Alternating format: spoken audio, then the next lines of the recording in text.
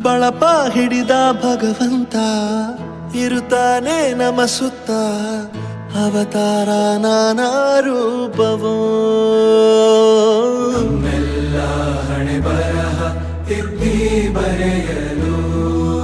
ಕತ್ತಲೆಯಿಂದ ಬಂತ ನಮ್ಮ ಕೈಯ ಹಿಡಿಯುತ್ತ ಕರೆದೊಯ್ದ ಬೆಳಕು ತೋರಲು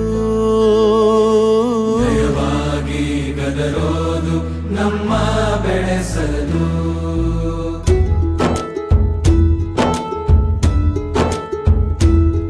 ಭಾಷೆ ಅಮೃತ